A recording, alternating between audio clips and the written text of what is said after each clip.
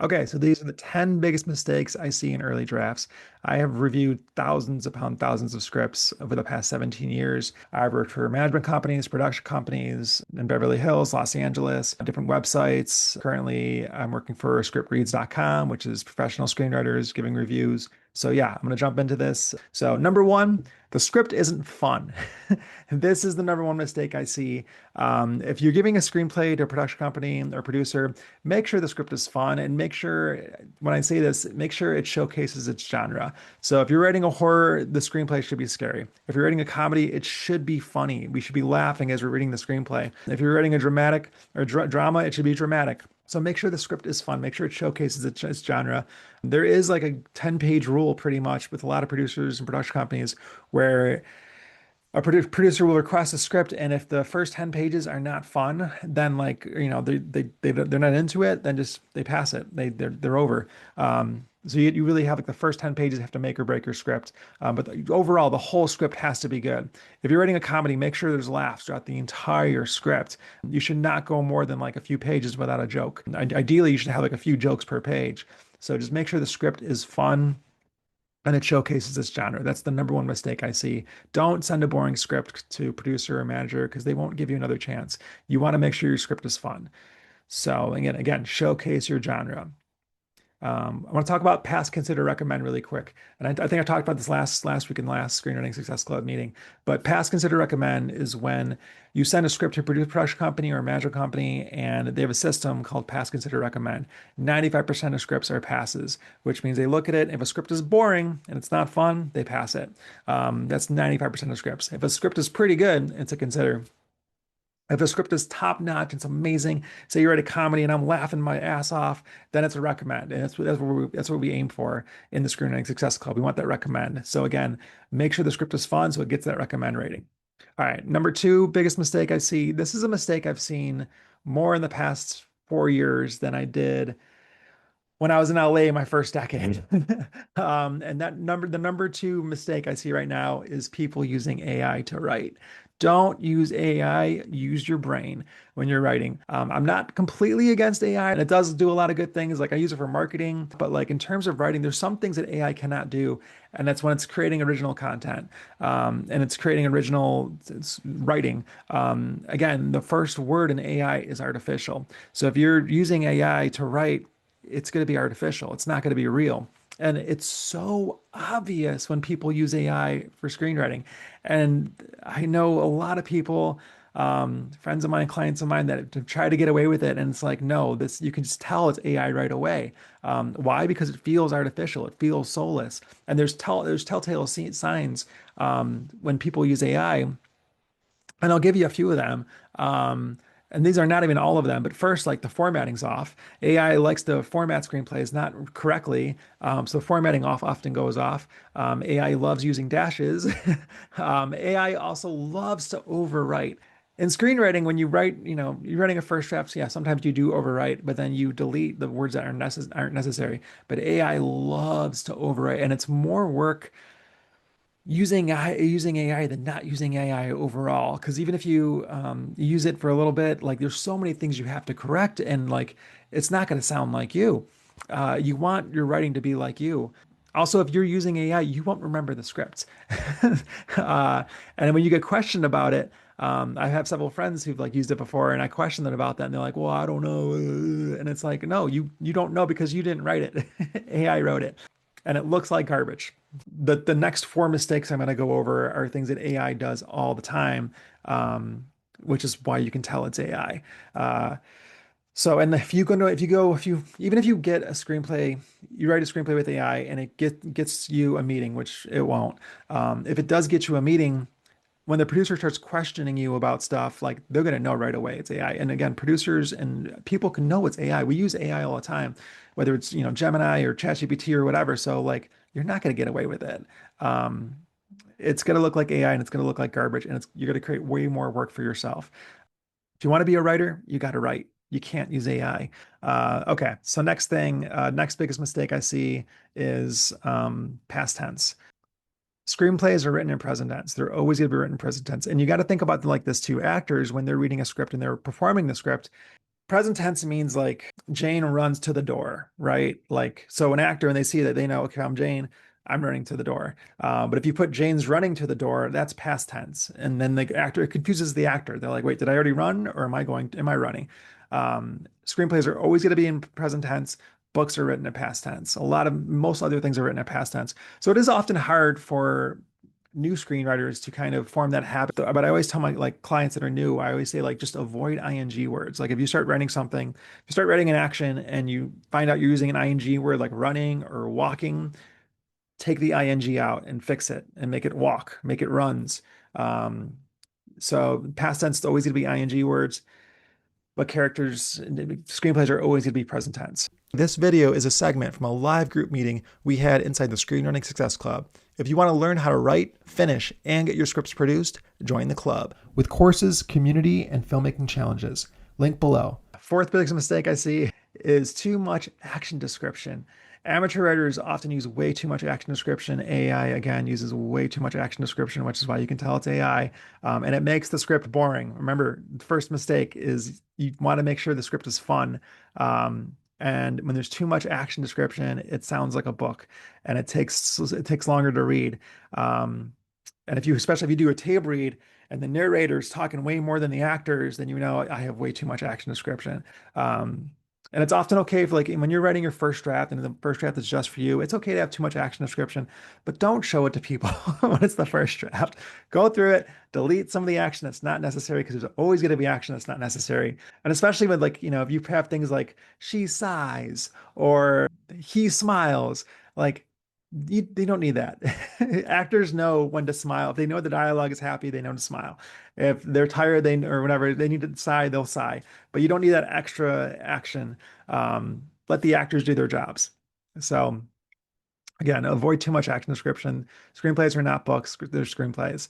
And ideally, like you want to have, if your screenplay is 90 pages and you send it to a production company, hopefully it takes them 90 minutes. If it takes them 3 hours to read it, there's usually because it's too much action description. And that's not a fun read. So remember, mistake number one, like you want to make sure your script is fun.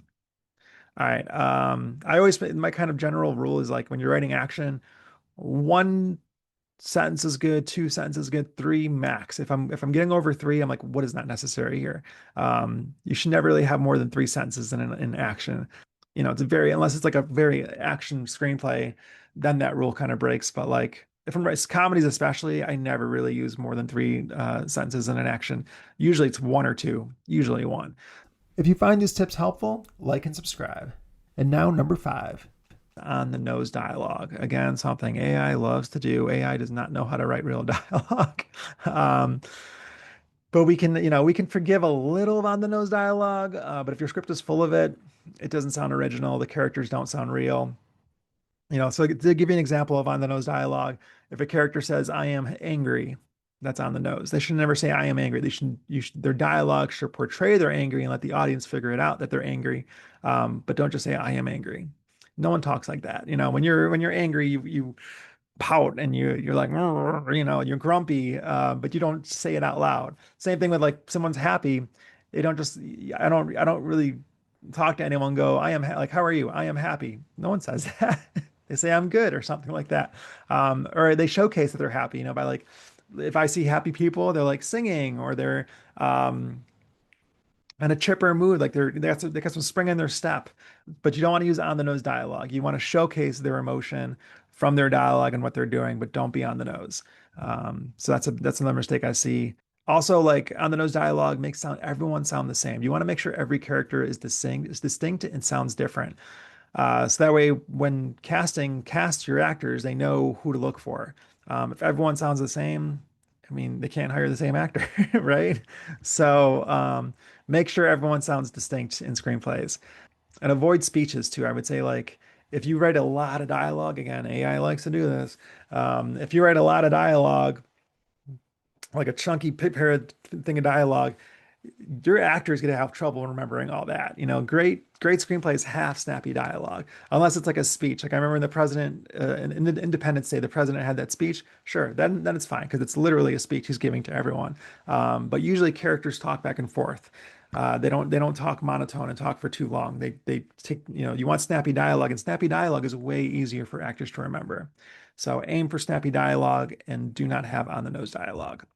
Okay, number six, bad handling of exposition. This kind of goes hand in hand with on the nose dialogue, but like if characters are talking in paragraphs or they're giving backstory, and it's just exposition, it's not fun.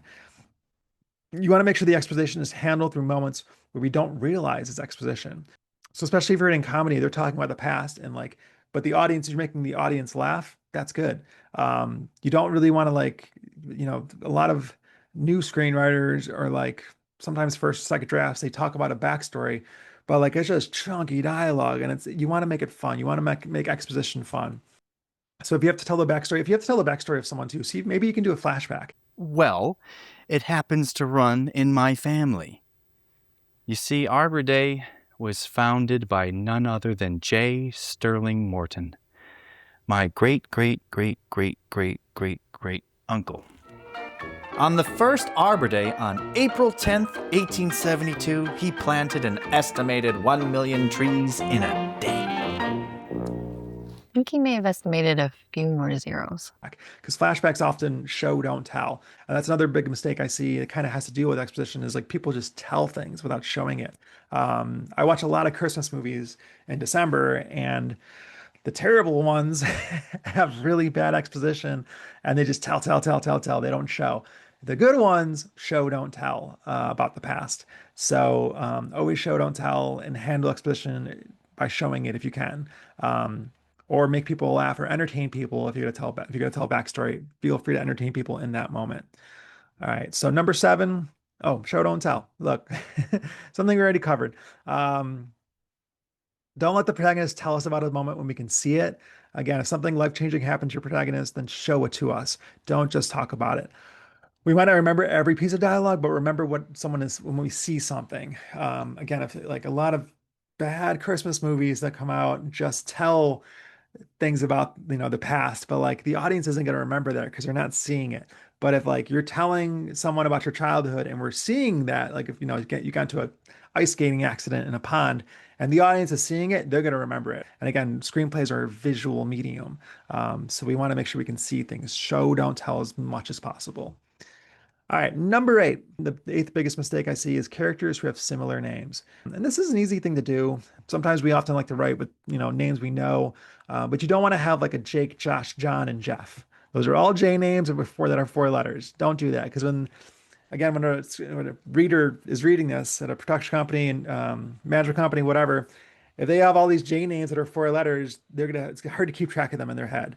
They'll often be like, oh, is this Jeff? Oh, no, that's John. Oh, wait, that's Jake, because so don't do that. You want to have a good variety of names, use different initials, use big names, longer names, shorter names. And it's an easy thing to do. And even I remember like 5 years ago, I wrote a screenplay and something I didn't even notice it till I had a table read, was I like to use names that ended with ly. So I had characters that were like Allie, Riley, Miley. I don't think Miley was one of them, but like you get my point. I did a table read and like the actor just called me out afterwards. They're like, "Yeah, you like using ly names," and I was like, "I did not do that on purpose." So, but it's something I changed immediately at that table read. So if you are, and also like it's also when in screenwriting software too, if you are using the same initial over and over again, when you start typing, if you have John, Jeff, and Jake, even you like might accidentally type in Jeff instead of Jake, because when you're doing a screenplay, like the names pop up in screenwriting software as you use them. So if you have Jake and then you're putting John and Jeff or whatever, it's going to keep having all the J names pop up. But if you only have one J name and one L name and one M name, it's easier to write because as you write it in your screenwriting software, you type in J, Jake pops up. You type in M, Matt pops up. You type in L, Lisa pops up. So it's actually easier for screenwriting software as well if you use different names with different initials. So try to avoid similar names. All right, that's number eight. Number nine, the ninth biggest mistake I see is not knowing when to fade in and when to fade out in your screenplay. So in movies, when you're writing a movie, there's only one fade in and there's only one fade out. And fade in is not even used all the time anymore. But fade out is. So you only get a fade out at the fade out should be the last thing, very last thing on your screenplay, and fade in should be the very first thing. Do not have a scene and then fade out and then fade back in. Another, don't do that. It's very amateur. It's something that I know right away. Oh, this is a brand new screenwriter because they don't know how to use fade in and fade out. You only fade in once and you only fade out once. So make sure you do not use fade in and fade out more than once. All right. The 10th biggest mistake I see is the first 10 pages are boring. Again, I talked about the 10-page rule, but when you send your script to production companies, management companies, producers often only read the first 10 pages and then they decide to read more or they go, nope, pass, not reading anymore. So you want to make sure the first 10 pages of a screenplay are the most important because if they are into the first 10 pages, if you write a comedy and they're laughing their ass off the first 10 pages, you know they're going to keep reading it. If it's a drama and they're hooked in, that first scene that hooks them in, they're going to keep reading. But if your first 10 pages are just setting up characters and there's exposition and they're not sure what's going on, they don't know what the conflict is, they're not reading anymore. The 10-page rule is a make or break. So make sure your first 10 pages are phenomenal. You want your first 10 pages to be phenomenal and your last 10 pages to be phenomenal. Everything else too, you want to be phenomenal as well. But like the first 10 and the last 10 are the most important. I would say if there's any like room for error, it's in the middle. But if you have a great beginning and a great ending, the producer will work with you to fix the middle. But make sure that the first 10 pages are amazing. No matter what your genre is, the first 10 pages should be like, oh, this is a comedy. Oh, this is a horror. Oh, this is a drama. They should know in the first 10 pages what it is. If they have the log line or don't have the log line, they should know in the first 10 pages what genre you're aiming for. So that's number 10. All right, I got one more bonus mistake, which is not really a mistake. It's more of a principle. I don't know, but I think number 11 is if you can try to keep it less than 110 pages. And this comes from like again my experience working for production companies and management companies. 110 pages is kind of the standard. But when I was I worked for a management company in Beverly Hills. There was one time I got a script that was like 172 pages, and I was like, "This is torture! Oh my gosh!" And it wasn't good. It wasn't good at all. And I had to read all 172 pages because it was like the niece of one of my bosses, and it was terrible. But like in general, if you have a screenplay that's like 98 pages, 99 pages, that's kind of great. Because what happens like when your script goes to production companies, management companies, the interns or the assistants first get it. And if they see a 98-page script, they go, ooh, that's easy. They see 101, they're like, oh, 3 digits makes a difference compared to 2 digits. But I used to, again, from my experience, I would walk into the office that had all these piles of scripts, and I'd be like, okay, which one's 97? Which one's 98? Which one's 99? And then I would pick those up and read it because it felt good reading a quick screenplay. Again, if you have way too much if you're making these mistakes, your screenplay will get longer and it will take longer for the reader. And then, instead of having a reader read it in one day, then all of a sudden they're taking 3 days or they're taking 3 weeks or they're never finishing it. So you want to make sure the reader, when it gets sent out to production companies, management companies, whatever, they're reading it that day and they love it and they recommend it to their boss. So I ideally say try to make it less than 110 pages, or if you can, even less, make it 100. Especially if you're writing Christmas scripts or comedies, make it between like 95 and 99. Even like 90 is good. I have a lot of screenplays that are like 90, 91 pages, and those scripts got optioned because again they were kind of quick reads compared to like 120-page scripts. So I would say between 90 and 100 is like really, really good. But if you have to get it, try not to go over more than 110. So, but yeah, that's pretty much it. Hope you guys learned a lot, and I'll answer any questions you guys have now. This video is a segment from a live group meeting we had inside the Screenwriting Success Club. If you want to learn how to write, finish, and get your scripts produced, join the club. There's a link in the video description.